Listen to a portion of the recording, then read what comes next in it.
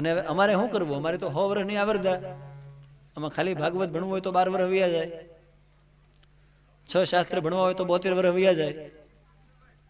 હવે હિતે તો રામ નામ સત્ય થઈ જાય તો 2 વર્ષ બાકી રહે. આ જિંદગી ભણ્યા જ કરવાની. માટે બધા શાસ્ત્રોનો સાર શું છે એ ટૂંકમાં જણાવો. તમે કેવા શું માંગો છો ટૂંકમાં આ બધું લખીને? વ્યાસ મુનિએ અડધા શ્લોકમાં કહી દીધો 18 પુરાણનો સાર.